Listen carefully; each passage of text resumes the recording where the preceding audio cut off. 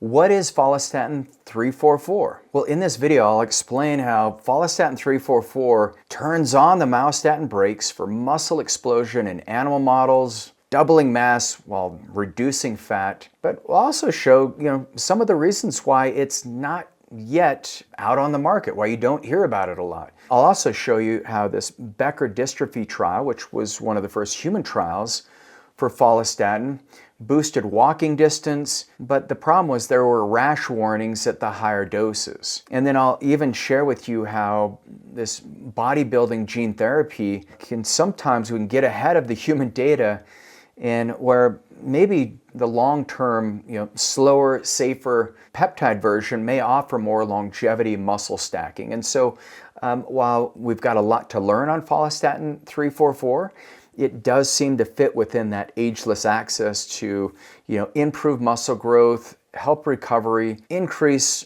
blood-brain flow, and then help your whole cardiovascular network when done properly. But this is not me giving you medical advice or telling you, go get on Follistatin-344, because there's so much more real human data that we need. But in this video, I'll break down Follistatin-344, what it is, how it works, and where the real human data stands, and where the hype is clearly running ahead of the evidence, because this is just one of those molecules that sits right at that intersection between muscle biology, longevity culture, and then you guys have heard the gene therapy headlines. So let's decode it carefully.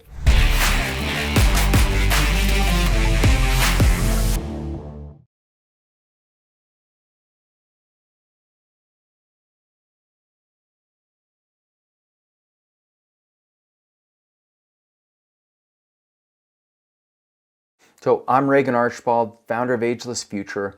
We believe that you can look, feel, and perform your best at any age. And so my team helps you get there by getting the right testing, clarifying where you want your health to go, and then using predictive medicine so that you can continually improve year after year. Go to agelessfuture.com and schedule a call with one of my team members. Okay, so let's talk about myostatin. So myostatin, you want to think of it as the braking system for uncontrolled muscle growth. So imagine if your body was just putting on muscle all the time. Yeah, dream come true for me. We think about, you look great on the outside, but I can tell you on the inside, your risk of having organs that are enlarged increases, which means your cardiovascular risk goes up substantially. Your risk for cancer increases. And so we don't want unchecked muscle growth. What myostatin does is, just like any biological system, you've got a feedback loop. You've got a negative feedback loop where I don't have enough follistatin, I need more, and so myostatin takes off the brakes, and then follistatin can get activated. If you have too much myostatin, then you start losing muscle mass. And so there's this delicate balance.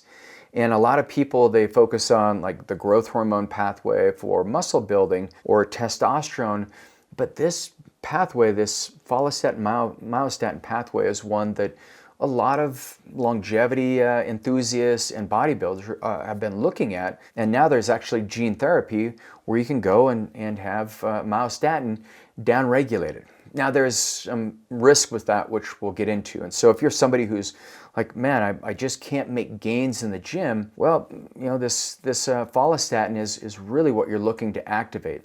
And so at its core, Follistatin-344 is a naturally occurring protein variant that binds to myostatin. Myostatin is this regulatory protein that acts like the brakes on skeletal muscle growth. You may have heard me talk about ACE31. ACE31 is almost like a decoy that pulls myostatin away, but follistatin is a true inhibitory for myostatin. So when myostatin activity is high, your muscle growth is restrained. When myostatin is blocked or inhibited, then your muscle tissue can start to expand beyond its usual limits. Now, hold tight, because research published in peer-reviewed journals shows that follistatin directly binds to myostatin rather than interfering with it indirectly. This is important because, ACE31, ACE031, while it's got really good outcomes in some of the clinical trials, it did impact bleeding. And your blood vessels, bloody nose was one of the biggest side effects. Follistatin seems to have some of that same side effect profile where it can dysregulate some of the blood in the body. And even the dosing of follistatin to get the proper dosing, it needs to be so aggressive that affordability becomes a real issue for it. So follistatin, while it acts like a more direct neutralizer, if you look at the studies, which we'll publish some of these studies in the show notes, in animal models where Follistatin-344 was overexpressed, muscle mass increased dramatically. In some cases, they approached almost a doubling of muscle size compared to controls. Now, these models also demonstrated reductions in fat mass, suggesting broader metabolic shifts occurring alongside of that muscle hypertrophy.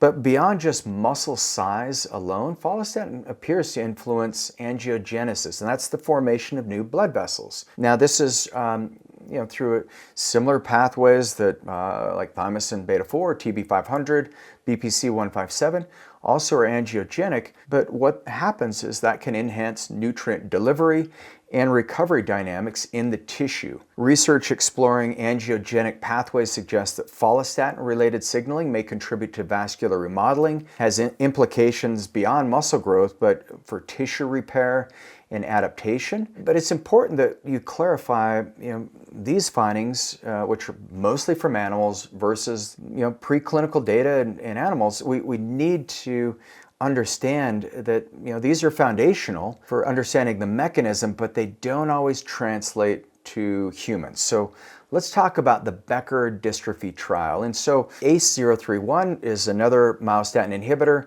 works differently than Follistatin-344, and they used Duchenne's muscular dystrophy in teenage boys. The Becker dystrophy trial is another form of muscular dystrophy. And when they looked at the human data, the most cited study in phase 1 and 2 gene therapy trial conducted at the Nationwide Children's Hospital in Columbus, Ohio, this study involved participants with Becker muscular dystrophy issues. The intervention, they delivered the Follistatin-344, FS344 gene therapy construct to forearm muscles to evaluate safety and functional outcomes. This was published in Science Translational Medicine in 2017, and this was a single-arm, open-label dose escalation, so the dosing was increased, study without a placebo group. And this was very small cohort, and over time participants demonstrated improvements in their 6-minute walking distance, averaging about a 58-meter increase. There are also increases in muscle mass observed. The therapy was reported as safe overall, but higher doses were associated with the rash, which became dose limiting. The study is often cited in longevity and performance circles, but we have to be clear, it's about context. This was a population where they did have a diagnosis, muscular dystrophy, and it's not a bodybuilding study. We don't have anything on longevity or health optimization, and it was very carefully monitored, but once again, a very small cohort.